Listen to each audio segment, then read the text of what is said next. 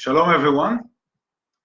It was just the other day when I asked here on the Ends of the Earth Facebook page, I asked the following question. How can you use Christmas, which most Jews consider to be pagan, to witness to your Jewish friends about their Messiah? There was quite some interesting comments on the post, including some that says that you can never even use Christmas to share the good news with your Jewish friends. But, well, we know in the scriptures, God says that he will use all things to glorify his name, including even the devil himself. So if God can use the devil to further his own kingdom and purposes, surely we can even use Christmas in order to share the gospel with the Jewish people. Well, I'm currently now in Papua New Guinea, actually at Port Moresby. Just arrived here, when was that? On Thursday. It was Friday morning, I think it was. And actually, we don't have too many meetings because everybody's in Christmas mode. That actually gives me the opportunity to share a little bit on that front with you this afternoon. It is interesting to know that many Israelis, as they travel around the world and they experience and they see the world, Christmas time comes and they want to celebrate Christmas. Not because they believe in God, not because they are necessarily interested, nothing to do with that. Just something that we never celebrate in Israel. And they just want to see what it's like, what does the atmosphere is, what do people eat, what do they sing, and just to experience, to have a bit of a feel, just like they try to see what it's like going to a Buddhist temple if they are in Thailand or things like that. This is the kind of things that Israeli travelers do as they go and travel outside of Israel. And I personally believe that Christmas can be a great opportunity, not just to show Israelis what Christian people do, but actually also even furthering the gospel with your Jewish friends. I think the first thing that I would take note of is this. Almost every Israeli or Jew, we just don't make any connection at all between this Jesus guy and us the Jews. Somehow this Jesus belongs to you, to the Christians, and we don't see any resemblance at all. If you're able just to show that to your Israeli visitors, to your Jewish friends, that basically what you are celebrating is you're actually celebrating the birth of whom you believe to be is the promised Jewish Messiah that was foretold by the God of Israel to his people, the Jews, first. So I think first, also keep in mind, by the way, that the Israelis, somehow, there will be some of them that will try to show you how pagan Christmas is. They are right. There's so many pagan things in the celebration of Christmas. You will do yourselves very well if you will not try to defend that or to excuse that. Try not even to get there at all, if possible. But presenting Christmas to your Jewish friends, I would first start by going into, the book of Matthew, where we read in Matthew chapter, where are we? Here we are. Matthew chapter 2.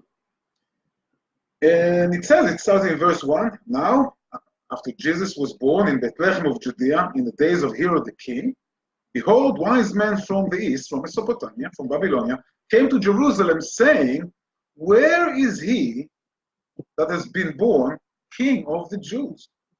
For we have seen his star in the east and have come to worship him. So the first thing I would highlight to your Jewish friends are these Gentile, non-Jewish people came all the way from Babylonia, and they recognized that this kid who was born into this world, that he was none other than the King of the Jews himself. Would be good in such a situation also to go a little bit further and actually show your Israelis from chapter 1 in the book of Matthew, where it actually says,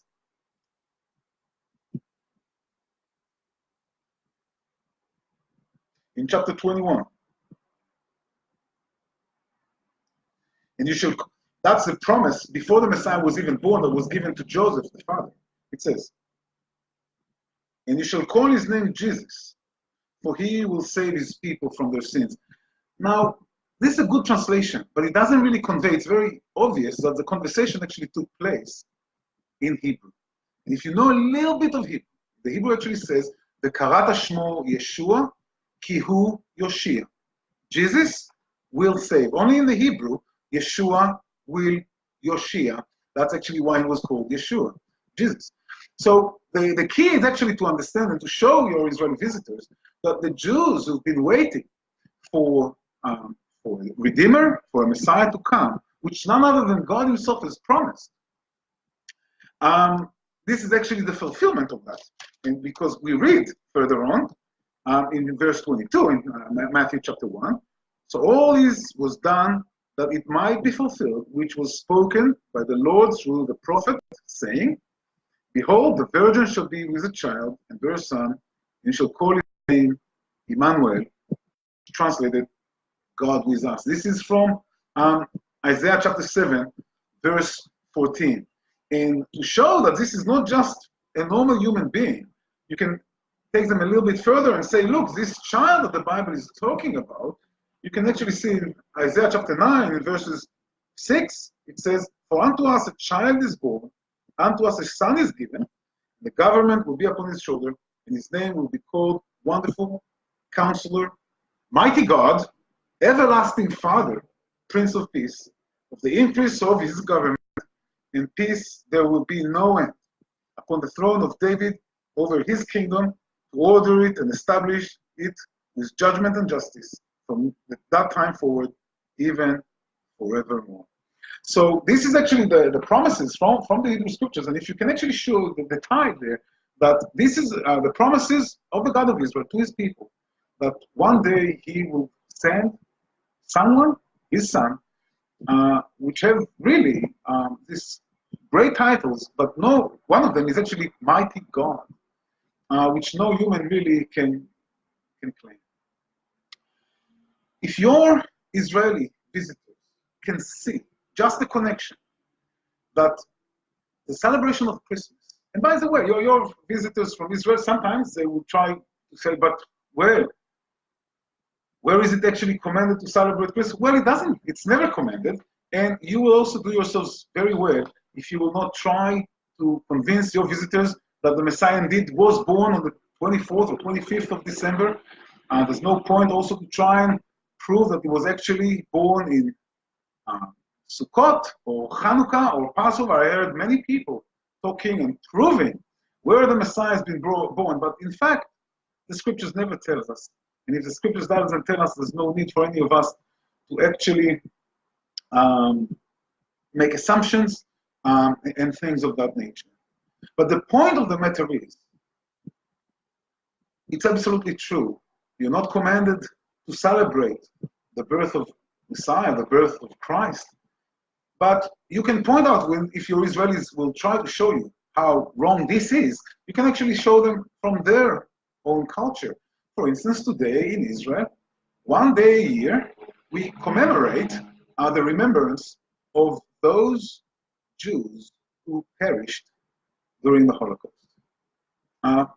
Just 1 year, one day of the year is taken, which every Jew is taking time to think and reflect and remember all these Jews who perished during the Holocaust. Now, if Yeshua is indeed Jesus, if he's indeed the promised Jewish Messiah, what is wrong for someone to remember that, making it a special day? You can ask that to your Israeli visitors. But again, one of the keys is not to try and defend the paganism of Christmas, because there's a lot. And the other thing is also not to try and convince your Israeli visitors, your Jewish friends, that Yeshua, Jesus is the Messiah. That's not even your job. That's God's job. But if you have an opportunity to show them what is the celebration of Christmas about, this would be wonderful, wonderful things that you can share with your Israeli visitors. May God bless you all. and enjoy the festive season of Christmas and the New Year.